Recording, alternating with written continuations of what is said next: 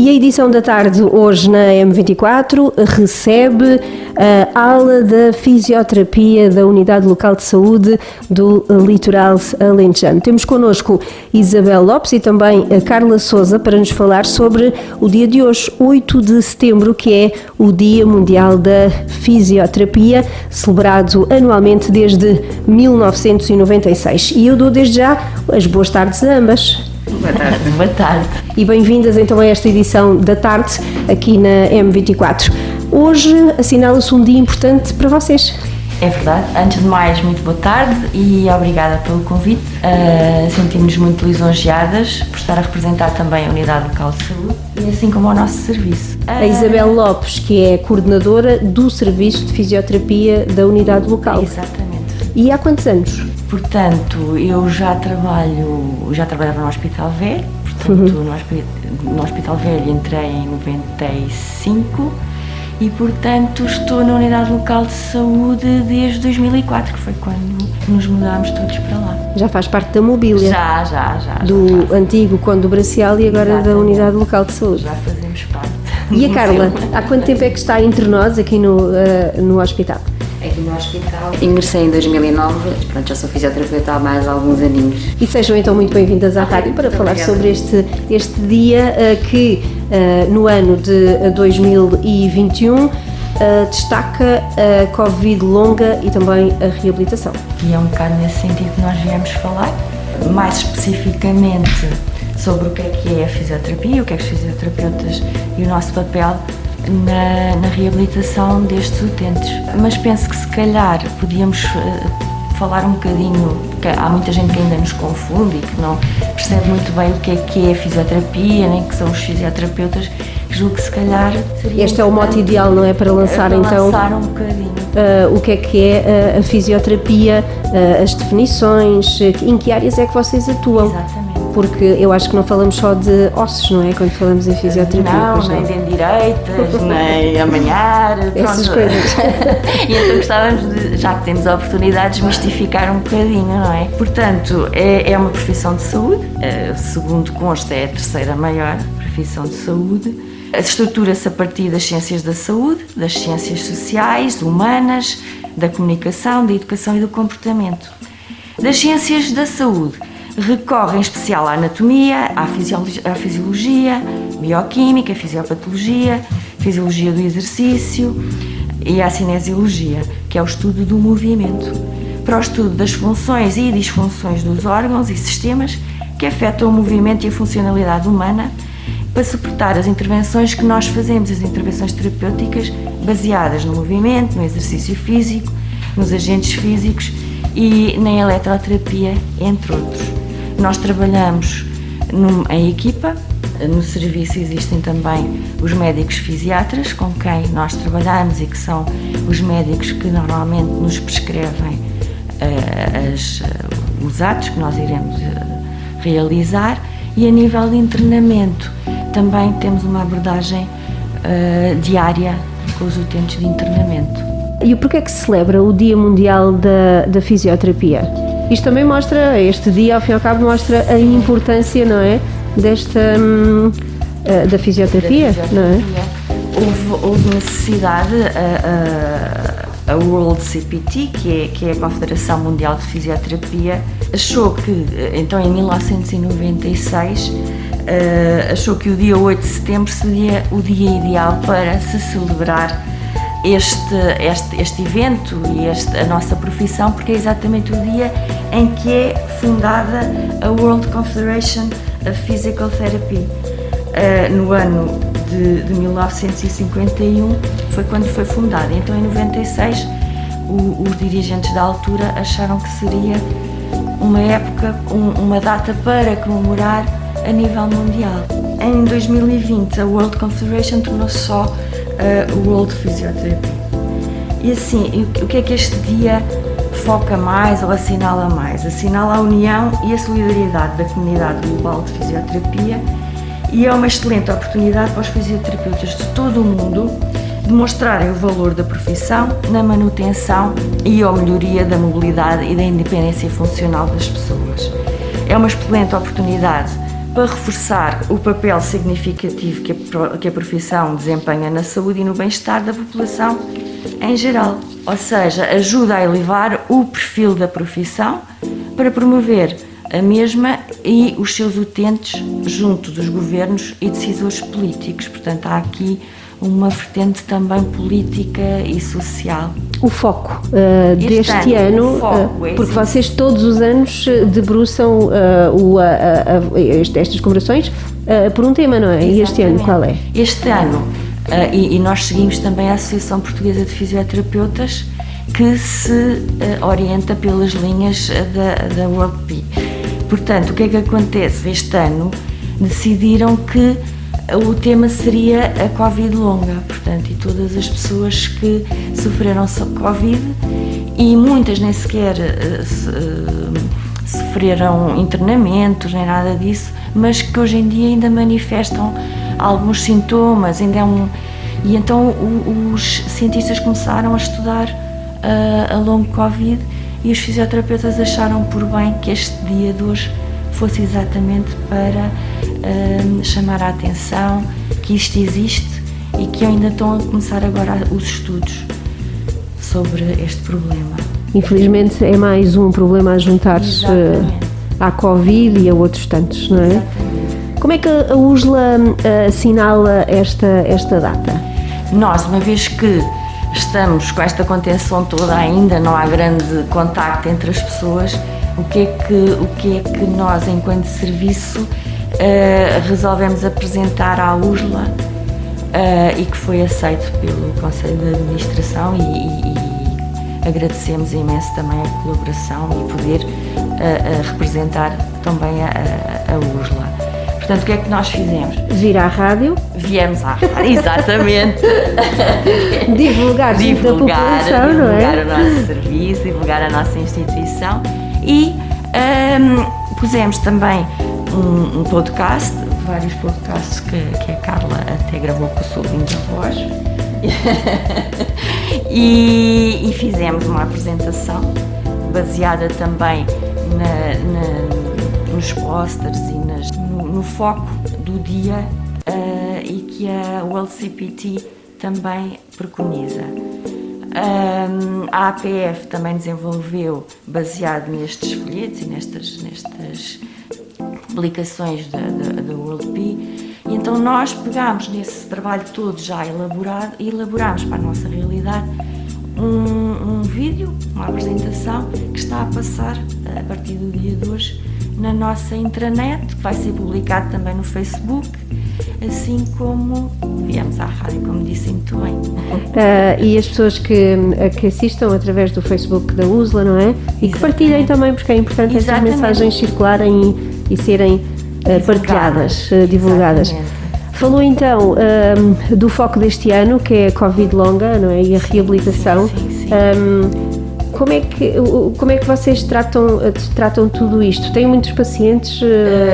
Graças a Deus não tem sido uma realidade também como em alguns sítios. Tivemos alguns doentes, efetivamente, mas eu julgo que quem está melhor e preparado para falar sobre a parte técnica e teórica em relação ao long Covid seria a minha colega Carla.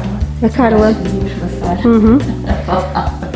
Vamos já passar a palavra à fisioterapeuta Carla Sousa, que está então lá metida no meio da Covid longa, não é? Neste caso é mais aguda, por enquanto. Carla, como é que surgiu então toda esta questão à volta da Covid longa? Long Covid, é isso? Em português foi traduzida para Covid longa, mas pronto, todos os termos são corretos, long Covid, Covid longa e há mais. As primeiras descrições do que se identifica hoje como sendo a Covid longa surgiram nas redes sociais, através de testemunhos publicados sobre pessoas que tinham sofrido infecções agudas por Covid e que, passados semanas e em alguns casos até meses, sentiam ainda uma persistência de sintomas, alguns deles muito incapacitantes. Nestes testemunhos eram também feitas algumas referências à falta de apoio sentida por parte destas pessoas, que ainda se sentiam muito doentes e que não se sentiam compreendidas nem assistidas pelos diferentes serviços e sistemas de saúde Em diversos países, portanto isto não era uma situação que acontecia em determinados países, era uma situação que as pessoas foram relatando. Estavam a acontecer em diversos locais. A nível mundial, não é? Exatamente. Pronto, com o tempo também rapidamente se percebeu que isto não se tratavam de casos isolados, mas que sim da realidade de centenas e talvez milhares de pessoas que, passando o período da infecção aguda por Covid, eram dadas ou sinalizadas como estando tratadas da Covid-19, mas que ainda tinham sintomas persistentes e muitos deles muito incapacitantes. Posteriormente, nas redes sociais foram-se organizando as pessoas e surgiram associações que tiveram um papel preponderante depois no reconhecimento da Covid longa, que é atual, porque desenvolveram inúmeras campanhas de sensibilização da comunidade internacional, da comunidade médica e da comunidade científica, que pronto, não tiveram hipótese de não reconhecer como a Covid longa como uma situação real e que merecia a atenção. Nós gostamos de destacar e destacamos também no nosso vídeo uma destas campanhas, que é a Message in a Bottle, SOS Covid, que convida as pessoas a assistir, porque é muito desconcertante, porque trata-se de testemunhos reais. É relatado por uma pessoa que sofre de longo Covid, até se percebe a dificuldade que ela tem a falar, algum cansaço, e percebe-se a dimensão desta situação que estava a passar um bocadinho despercebida, mas que felizmente já foi reconhecida pela OMS como sendo uma condição séria, com evidência crescente e prolongada, e que em muitos casos é incapacitante e que necessita de atenção. Vocês tiveram então que lidar com uma nova situação aqui no meio disto tudo, é isso? Ainda estão a começar a aparecer. Pois, eu acho que as pessoas ainda não têm muita noção de que isto existe. E por isso é que a WCPT, que é a Organização Internacional da Fisioterapia, e a Associação Portuguesa de Fisioterapeutas decidiram dar este tema. Para quê? Para, no fundo, sensibilizar para a existência desta condição, que poderá ser altamente incapacitante e que muitas vezes as pessoas não reconhecem, porque associam, é normal estar a sentir-se assim, é normal, e no fundo elas estão a sofrer uma situação que pode ser muito séria e que precisa de apoio profissional de saúde especializado. E o que é que a caracteriza? Quais são os sintomas principais desse tipo de Covid longa? Atualmente ainda não existe um consenso na comunidade científica e médica internacional sobre a definição do que é a Covid longa. Ela tem sido caracterizada como uma condição prolongada que deriva da infecção prévia à Covid-19, com envolvimento multissistémico, portanto diversos sistemas do corpo, de etiologia ainda a necessitar de melhor esclarecimento e da qual resulta uma persistência de sintomas superior a 12 semanas e muitos destes podem ser altamente incapacitantes. Têm sido descritos mais de 200 sintomas que se relacionam de diferentes maneiras, por isso não há um padrão, sendo os mais comuns, no fundo, os que também já eram na Covid-19, que é a falta de ar, a tosse, dor no tórax, dores musculares articulares, cansaço, fadiga e exacerbação de sintomas pós-esforço. Estes aqui são mais característicos da Covid longa do que da Covid aguda. Palpitações, taquicardia, alterações do paladar e do olfato, distúrbios gastrointestinais, alterações da memória, entre outros. Os mais comuns, que muitas vezes se apresentam ainda 6 meses após a infecção aguda e que são os mais característicos da Covid longa, é a fadiga extrema e a exacerbação dos sintomas após esforço e a névoa mental. E quais são as diretrizes da Organização Mundial de Saúde para a gestão desta doença? Podemos chamá-la assim, não é? Pronto, a OMS tem-se preocupado muito com a abordagem desta situação e com a reabilitação da Covid longa. E recomenda, em linhas muito gerais, que a reabilitação da pessoa com Covid longa seja de intervenção multidisciplinar, focada na educação da pessoa sobre como retomar as suas atividades diárias, sobre o ritmo que deve ser apropriado e seguro e gerenciável do ponto de vista da energia que se despende na realização destas atividades, que deve ser feita dentro do limite dos sintomas atuais, no sentido de evitar o desenvolvimento de sintomas mais incapacitantes e mais difíceis de recuperar, como a fadiga e a exacerbação dos sintomas pós-esforço. Fala-se muito da importância da reabilitação segura. Pode explicar um pouco melhor o que é que quando se fala sobre isto, o que é que se quer dizer? Esta é uma preocupação da Organização Mundial de Saúde, é que que a reabilitação que se faz a este tipo de pessoas seja segura, ou seja, que seja assente numa abordagem multidisciplinar, que seja individualizada a cada pessoa, ajustada aos sintomas de cada um, objetivos e preferências ou necessidades de cada pessoa. A OMS também sublinha que esta deve ter por base uma avaliação criteriosa dos sintomas, no sentido de determinar as causas destes sintomas, de forma a, por um lado, poder ser excluído problemas major como as miocardites, que poderão ser, quando estão presentes, poderão estar contraindicadas intervenções que envolvam a atividade ou exercício, e, por outro lado, que permita direcionar as intervenções de forma a serem mais eficazes e seguras. Ou seja, estas deverão procurar educar e orientar as pessoas para a identificação precoce dos sintomas, de forma a que possam conseguir geri-los mais rapidamente e de forma mais eficaz. Também é importante alertar as pessoas para os sinais que o seu corpo demonstra de que deve interromper a atividade ou o exercício que possa estar a fazer, ou quando é que devem procurar novamente a ajuda profissional especializada. Também deve estar adaptada a um ritmo seguro. A reabilitação deve ser dentro dos limites da segurança, mesmo na realização das atividades e no ritmo a que estas são realizadas.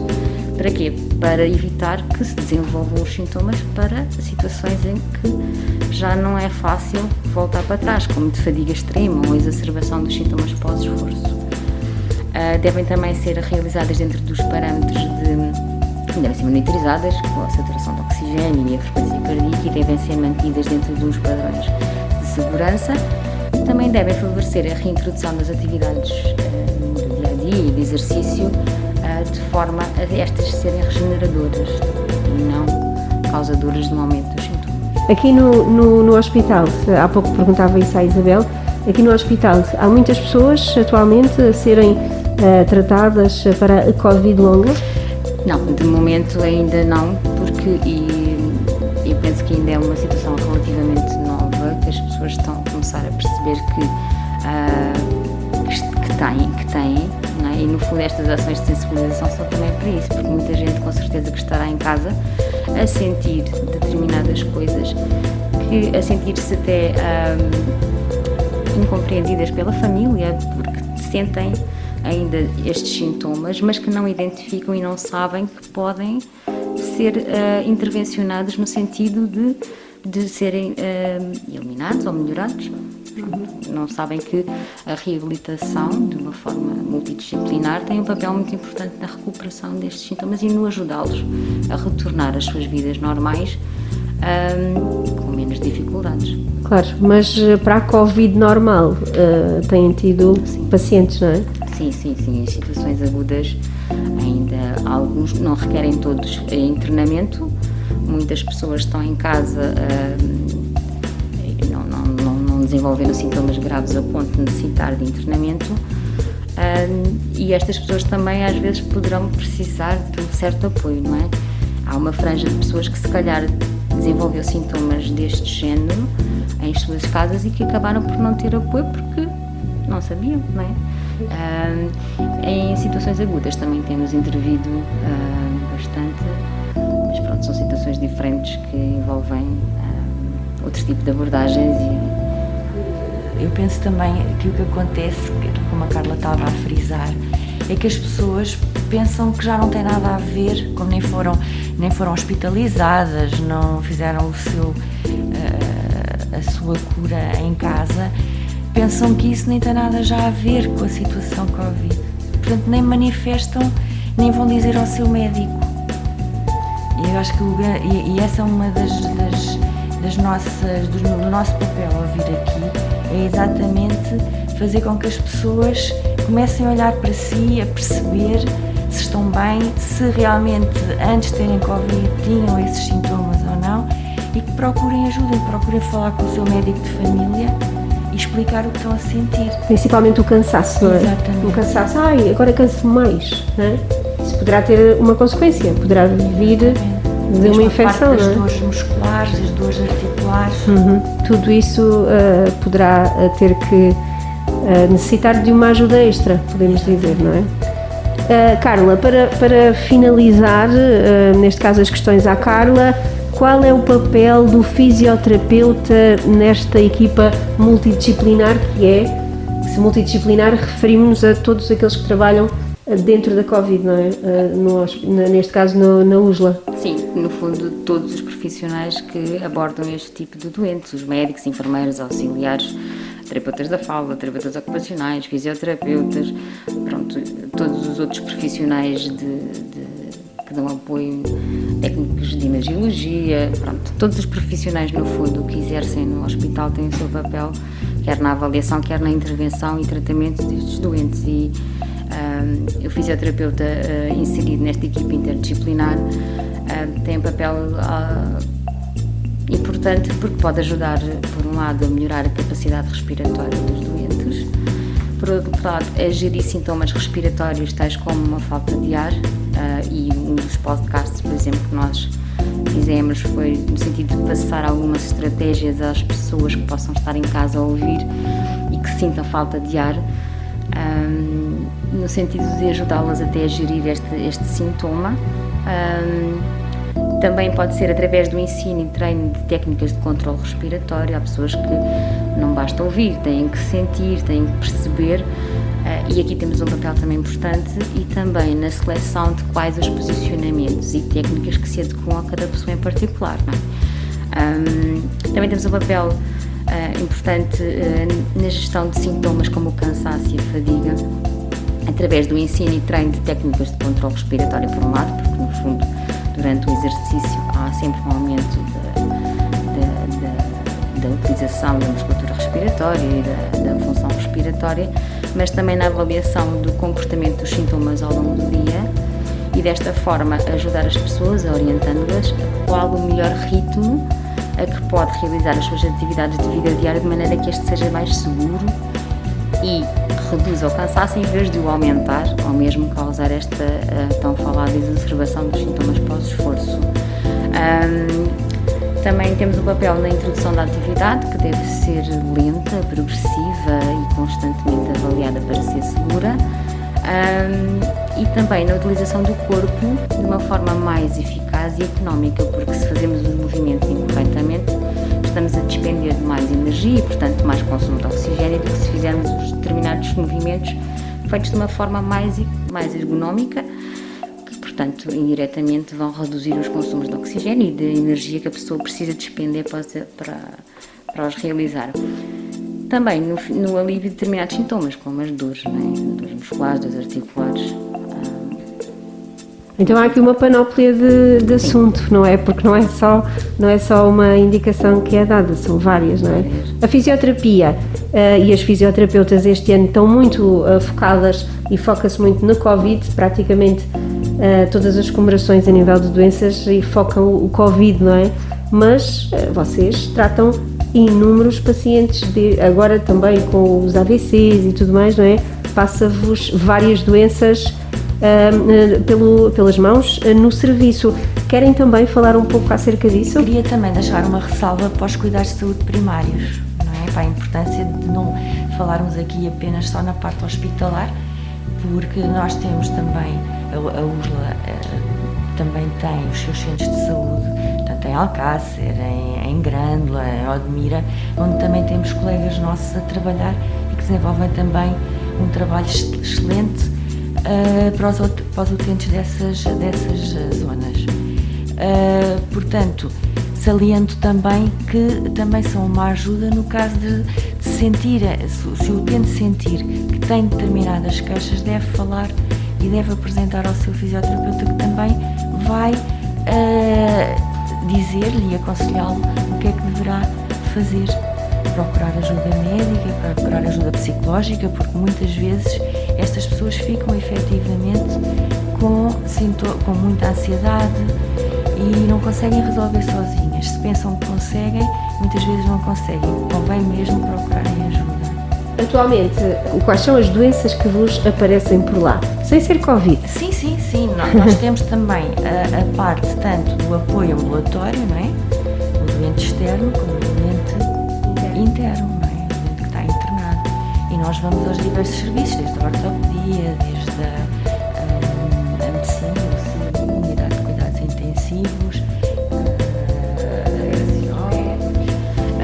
que aparece e que geralmente pedem o nosso apoio tem a ver com algumas doenças respiratórias crónicas que sofrem agudizações, pneumonias, AVCs, outras doenças do foro neuromuscular, ortopédicas, pós-cirúrgicos de diferentes situações ortopédicas, cirurgia geral, paliativos.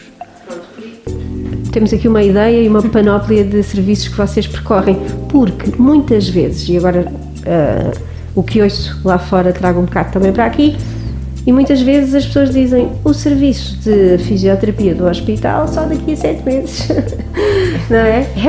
Vocês querem deixar uma mensagem lá para casa em relação Sim, em relação a isso, realmente 7 meses não diria, mas... Foi um número que eu joguei para lá.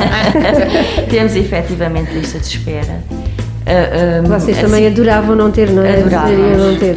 Exatamente, porque a nossa principal função é exatamente recuperar as pessoas e recuperar nos tempos e nos prazos ideais, não é?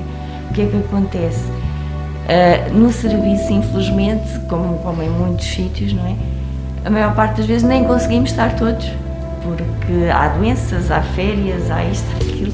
O Covid, infelizmente, é uma realidade com a qual estamos a viver, há isolamentos, portanto, há situações em que nós que achamos que já estamos a resolver tudo, de repente vem uma avalanche de situações que faz com que a nossa lista volte a ficar parada, mas acho que 7 meses realmente foi um número um bocadinho... Foi exagerado, pronto. Então, porque é assim, o utente vai à consulta, não é? E é priorizado, há priorizações, não é? Há desde o muito prioritário ao prioritário normal. Isso aí, essas priorizações são sempre dadas com critério clínico, é sempre o médico que faz essa avaliação. Portanto, nós vamos recrutando utentes pela sua prioridade. Pronto.